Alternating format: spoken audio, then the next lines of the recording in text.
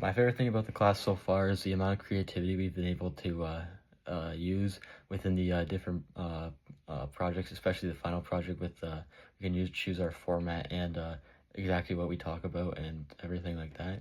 And my least favorite part is that sometimes the slides can get a little bit disorganized, which makes it harder on the video sometimes, but yeah. Question 8, the diversion from everyday life and its impact on attendance. The idea is that for dispersion of everyday life, that is attending a sporting event offers fans a break from their normal routine, the entertainment and excitement they can't get in their usual day-to-day life, and the more immersive, special, and out of the ordinary the experience is, the stronger the diversion is from everyday life. How it impacts attendance makes the event more attractive. People pay for not just the sport, but the whole experience. It encourages people who aren't like diehard fans to show up and go to the games because there's more than just the game going on. And it helps build some core memories and emotional connection to the team. And how the Toronto Raptors are using diversion. So some of the things they do is like special theme nights or giveaways, where they get a free t-shirt giveaway, or like they have theme nights like retro nights or different jerseys or different arenas and stuff like that to draw more fans. They have some community and cultural nights. So like they have a Croatian community night where the Raptors partner with Croatian groups in the city and highlight culture, heritage, and stuff like that. Yeah. Question 7, the basis for segmentation. So the 6 bases are demographic, geographic, socioeconomic, behavioral, psychographic, and benefit. So the first one, demographic segmentation, divides the market based on variables such as age, gender, ethnicity, family size, or education level. An example would be the WNBA targets young girls and women by promoting female athletes and offering youth clinics to grow interest in basketball among females. Second would be geographic segmentation.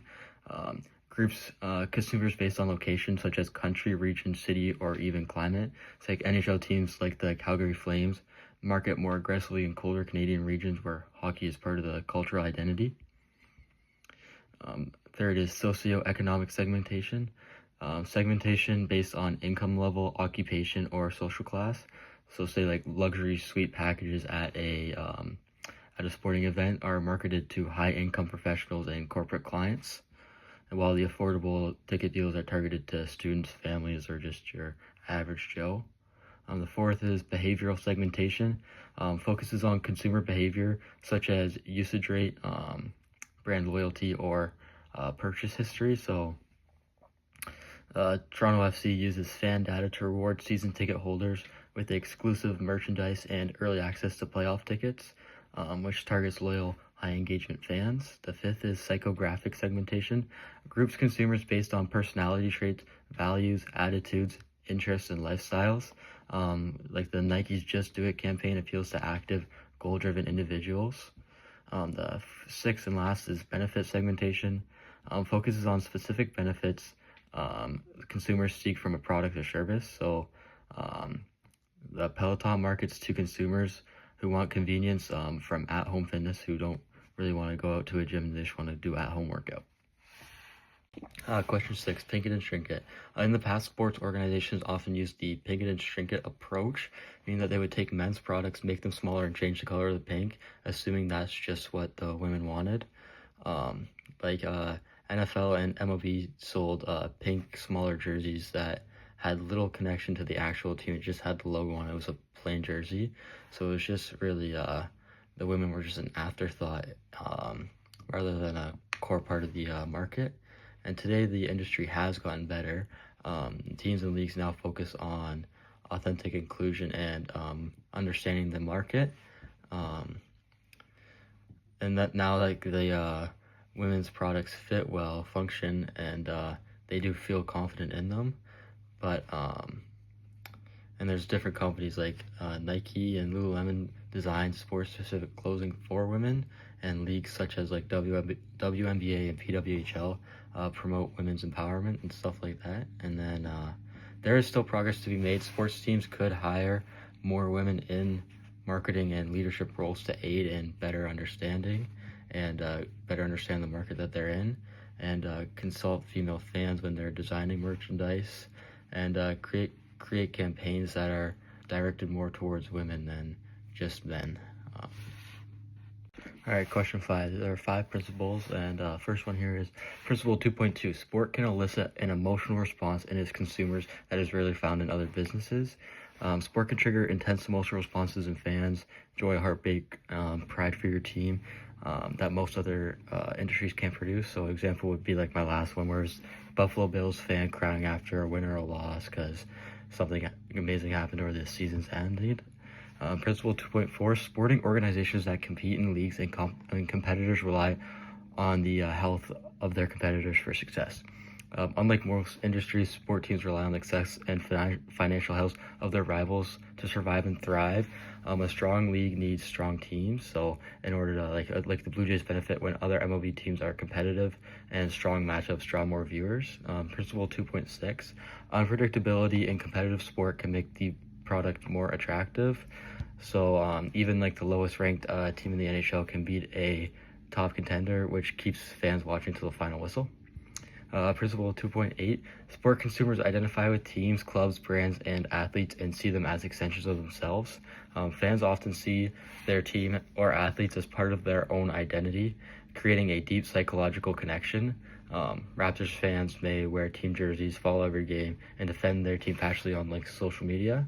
And then Principle 2.9, the bond that joins fans to their club means that they will put up with changes to the team and remain optimistic. Sport fans tend to stay loyal through roster changes, losing seasons, or management shakeups. So example would be, despite years without championships, say like the Jays roster has shifted through the years and fans have still stayed loyal. Question 1. There are 6 main forces that affect the Niagara sporting teams. There's economic forces, social and demographic forces, technological forces, political and legal forces, environmental forces, and competitive forces. For economic forces, you have conditions such as income levels, employment rates, and consumer spending influence people's ability to afford tickets.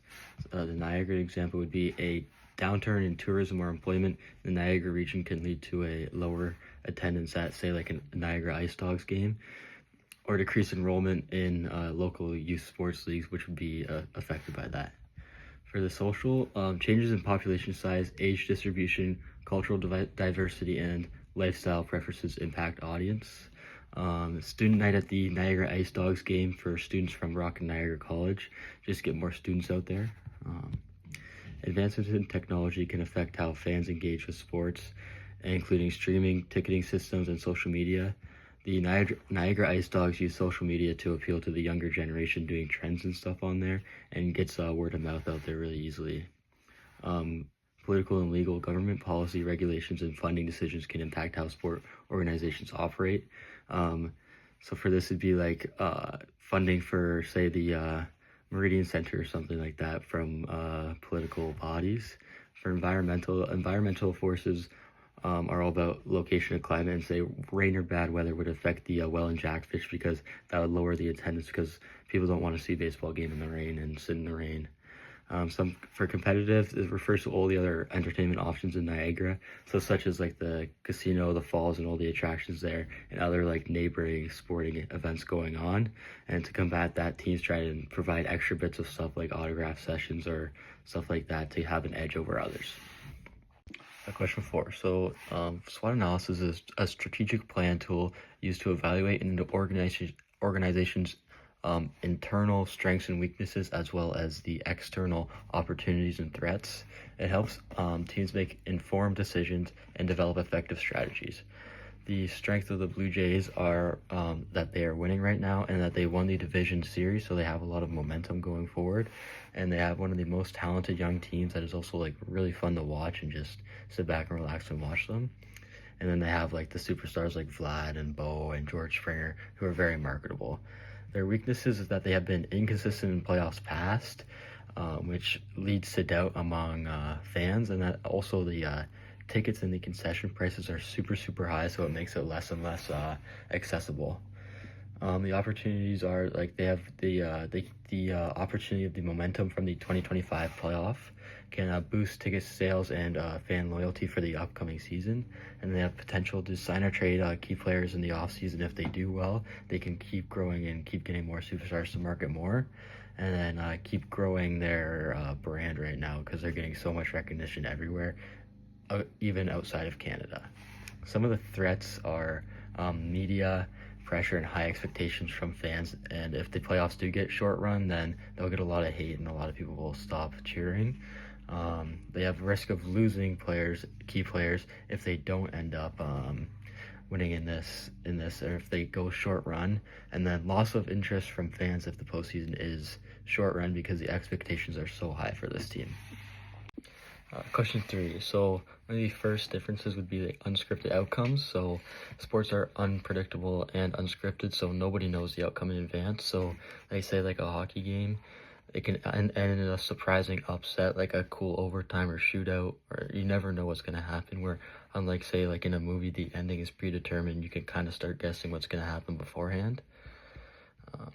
Fan emotional investment. Sports fans often have like a deep emotional loyalty to teams, which is like not seen in any other entertainment forms. Like a lifelong Buffalo Bills fan will like be crying after a loss if like it means the season's over because they can't go to any more games. She wouldn't see anywhere else. Sports are often reflect regional pride and identity, connecting fans to like a place. It's like the Olympics would allow Canadians to rally behind Team Canada, creating like a national unity, which is not seen in any other sorts of entertainment.